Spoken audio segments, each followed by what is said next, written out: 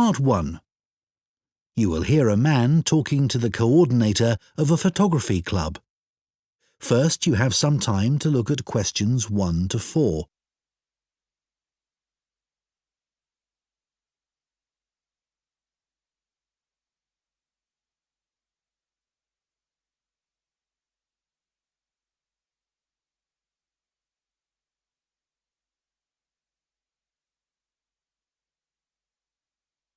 Now listen carefully and answer questions 1 to 4.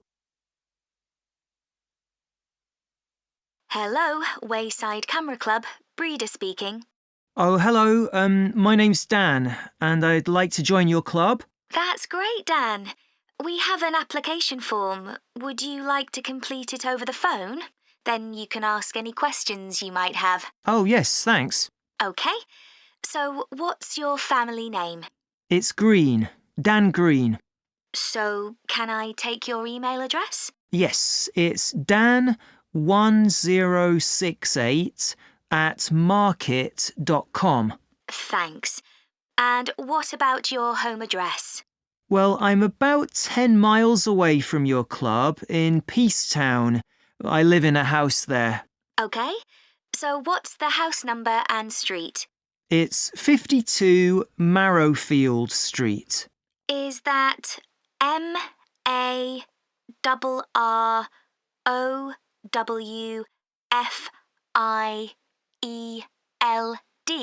That's right. And that's Peacetown, you said. Uh-huh. So, how did you hear about our club? Did you look on the internet? I usually do that, but this time, well, I was talking to a relative the other day and he suggested it. Oh, is he a member too? He belongs to another club, but he'd heard good things about yours. OK. So, what do you hope to get from joining? Well, one thing that really interests me is the competitions that you have. I enjoy entering those. Right. Anything else? Well, I also like to socialise with other photographers. That's great. So, what type of membership would you like? What are the options? It's £30 a year for full membership, or £20 a year if you're an associate. I think I'll go for the full membership then.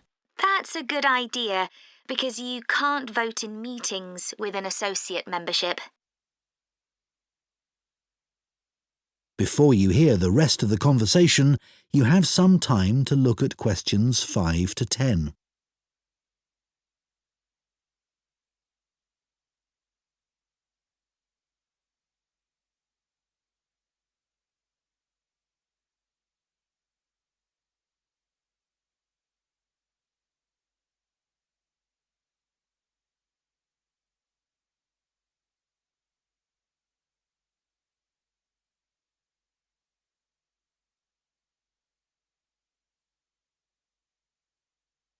Now listen and answer questions 5 to 10.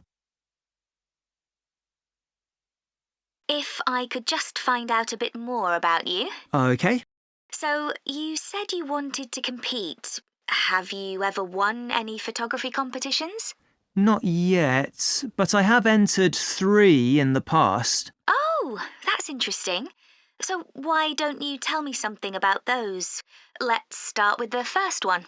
Well, the theme was entitled Domestic Life. I see. So it had to be something related to the home? Yeah. I chose to take a photo of a family sitting round the dinner table having a meal. And, I didn't win, but I did get some feedback. Oh, what did the judges say? That it was too busy as a picture. Aha. So it was the composition of the picture that they criticised? That's right. And once they'd told me that, I could see my mistake. So what was the theme of the second competition? Well, my university was on the coast, and that area gets a lot of beautiful sunsets. So that was the theme. Oh, sunsets. That's a great theme. Yes, the instructions were to capture the clouds as well, It couldn't just be blue sky and a setting sun. Sure, because they give you all those amazing pinks and purples. Yeah, and I thought I'd done that well, but the feedback was that I should have waited a bit longer to get the shot. I see. So the timing wasn't right. Yes, I took it too soon, basically. And then the third competition I entered was called Animal Magic. Well, that's a difficult subject. I know. I had to take hundreds of shots. I'm sure, because animals move all the time. That's what we had to show. There had to be some movement in the scene. I got a great shot of a fox in the end, but I took it at night and, well, I suspected that it was a bit dark, which is what I was told. Well, Dan, you seem to be really keen, and we'd be delighted to have you in our club. I'm sure we can help with all those areas that you've outlined. Thanks, that's great. Part 2. You will hear an expert on picking wild mushrooms, called Dan, talking on the radio. First, you have some time to look at questions 11 to 14.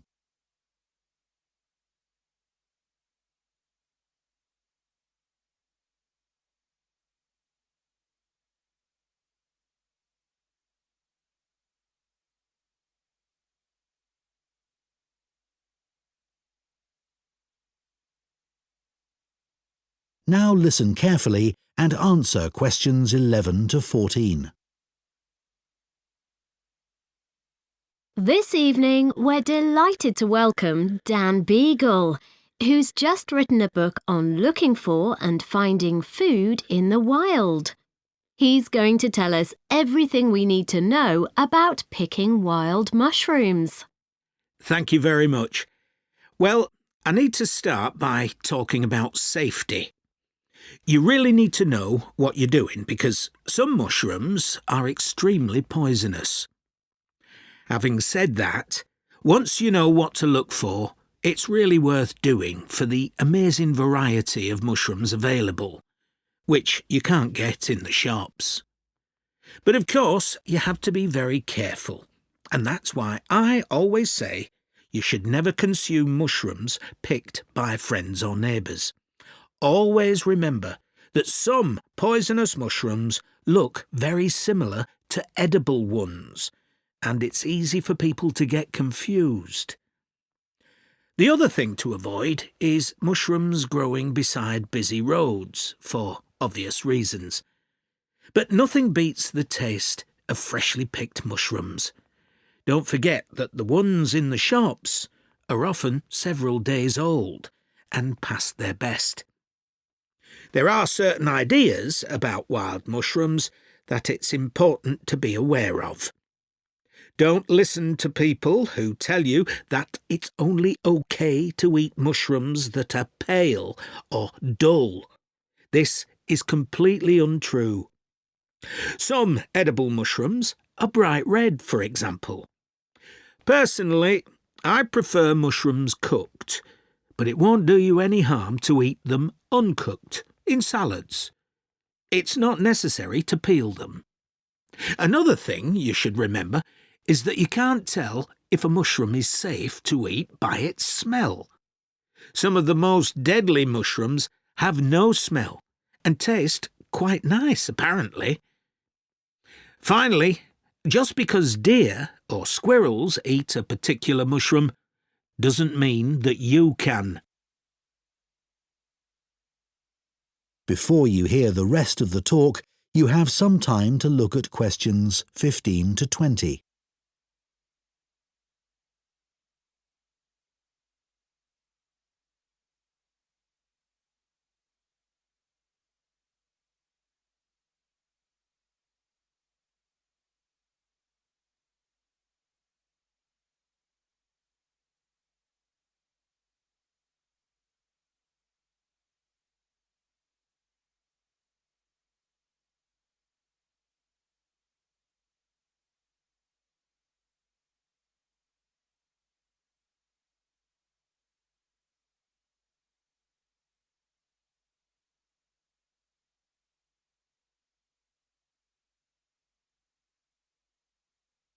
Now listen and answer questions 15 to 20.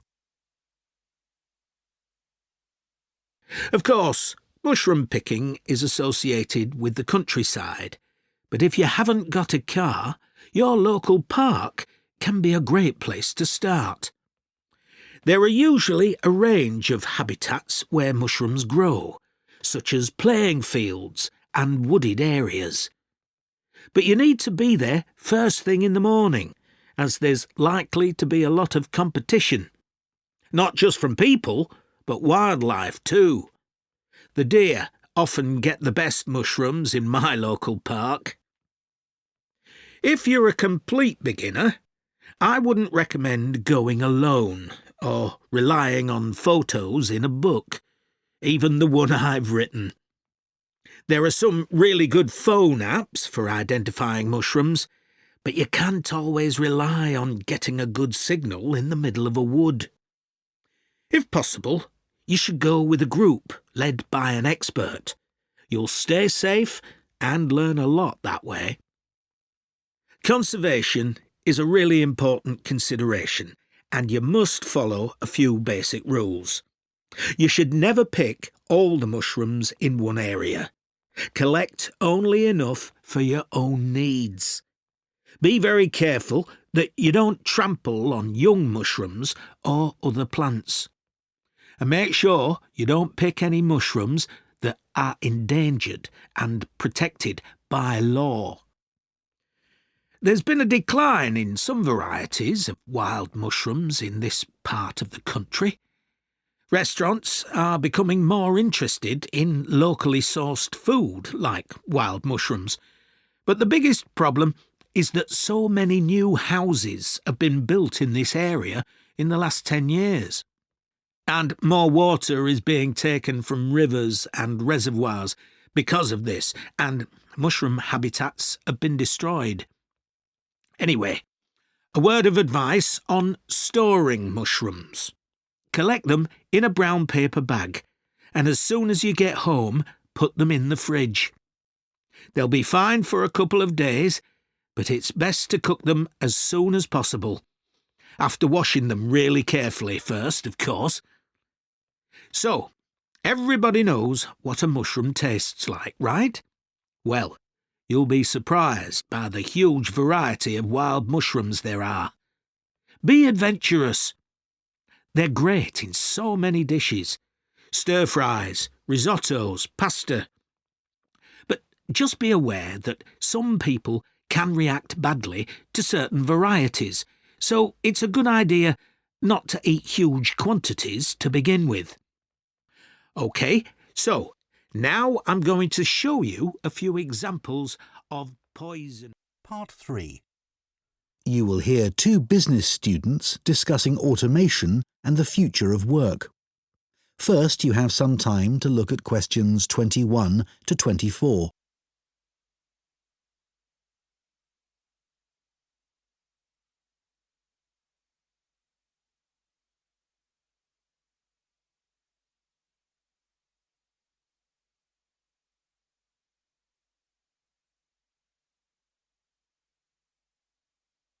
Now listen carefully and answer questions 21 to 24.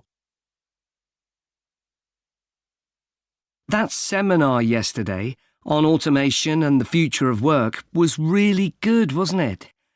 Looking at the first industrial revolution in Britain in the 19th century and seeing how people reacted to massive change was a real eye-opener. Yes.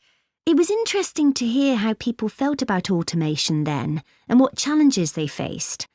I didn't know that first started with workers in the textile industry. With those protesting workers called the Luddites, destroying their knitting machines because they were so worried about losing their jobs. Yes, and ultimately they didn't achieve anything. And anyway, industrialisation created more jobs than it destroyed. Yes, that's true. But it probably didn't seem a positive thing at the time. I can see why the Luddites felt so threatened. I know. I'm sure I would have felt the same. The discussion about the future of work was really optimistic for a change. I like the idea that work won't involve doing boring, repetitive tasks, as robots will do all that. Normally, you only hear negative stuff about the future. Bit too optimistic, don't you think? For example, I can't see how people are about to have more leisure time when all the evidence shows people are spending longer than ever at work. No, that's true. And what about lower unemployment? I'm not so sure about that. Perhaps in the long term, but not in the foreseeable future. And I expect most people will be expected to work until they're much older, as everyone's living much longer. That's already happening. Before you hear the rest of the discussion, you have some time to look at questions 25 to 30.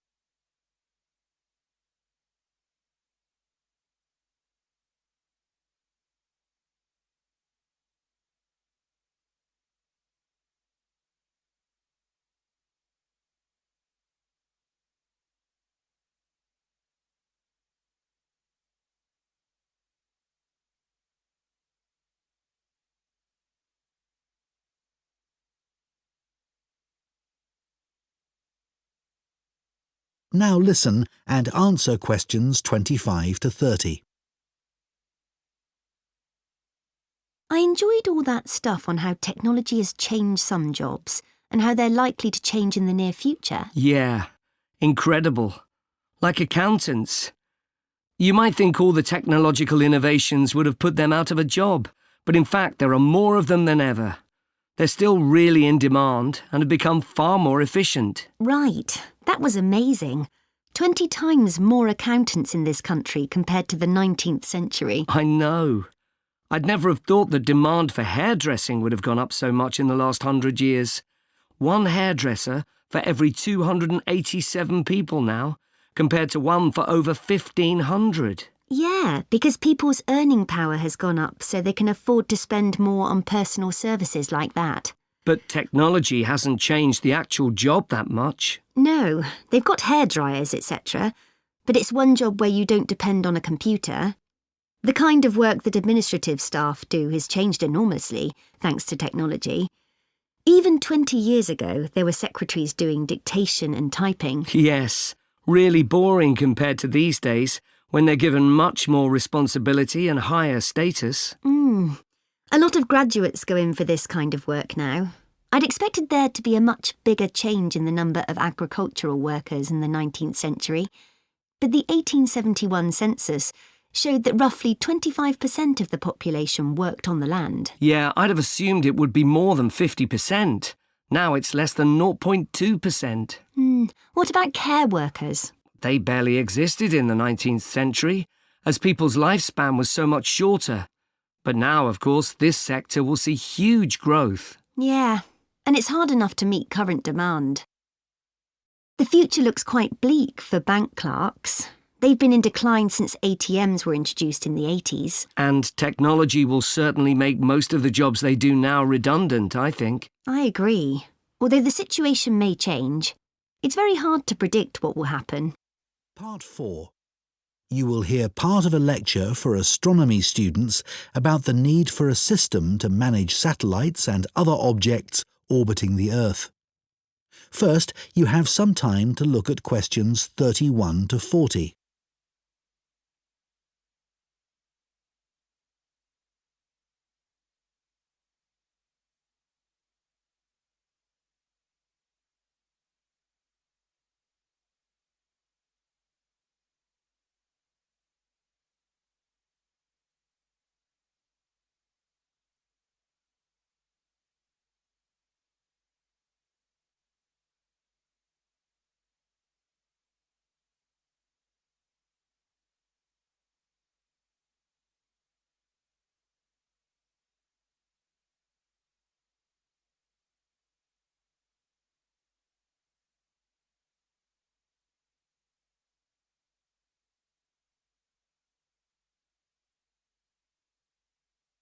Now listen carefully and answer questions 31 to 40. In today's astronomy lecture, I'm going to talk about the need for a system to manage the movement of satellites and other objects in orbit around the Earth. In other words, a space traffic management system. We already have effective air traffic control systems that are used internationally to ensure that planes navigate our skies safely. Well, space traffic management is a similar concept, but focusing on the control of satellites. The aim of such a system would be to prevent the danger of collisions in space between the objects in orbit around the Earth. In order to do this, we'd need to have a set of legal measures, and we'd also have to develop the technical systems to enable us to prevent such accidents. But unfortunately, at present, we don't actually have a space traffic management system that works. So why not?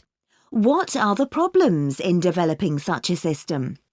Well, for one thing, satellites are relatively cheap these days compared with how they were in the past, meaning that more people can afford to put them into space.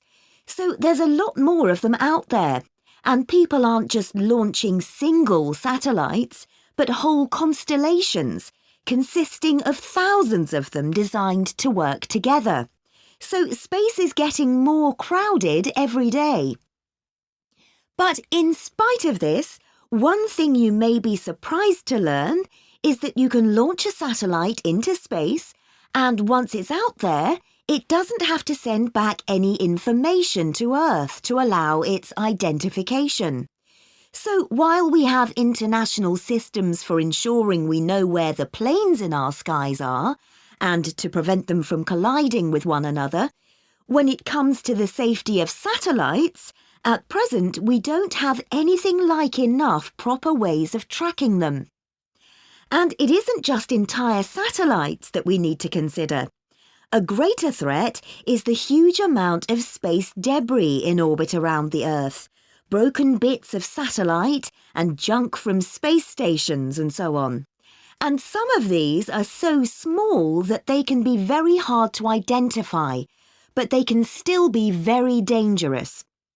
In addition, some operators may be unwilling to share information about the satellites they've launched. For example, a satellite may be designed for military purposes, or it may have been launched for commercial reasons, and the operators don't want competitors to have information about it. And even if the operators are willing to provide it, the information isn't easy to collect. Details are needed about the object itself, as well as about its location at a particular time. And remember that a satellite isn't very big, and it's likely to be moving at thousands of kilometres an hour. We don't have any sensors that can constantly follow something moving so fast, so all that the scientists can do is to put forward a prediction concerning where the satellite is heading next.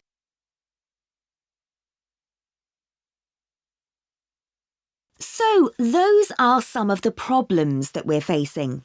Let's consider now some of the solutions that have been suggested. One key issue is the way in which information is dealt with. We need more information, but it also needs to be accessible at a global level. So we need to establish shared standards that we can all agree on for the way in which this information is presented. We already do this in other areas of science, so although this is a challenge, it's not an impossible task. Then as all this information's collected, it needs to be put together so it can be used, and that will involve creating a single database on which it can be entered. As we continue to push forward new developments, congestion of the space environment is only going to increase. To cope with this, we need to develop a system like the one I've described to coordinate the work of the numerous spacecraft operators. But it's also essential that this system is one that establishes trust in the people that use it, both nationally and at a global level. One interesting development that I'll...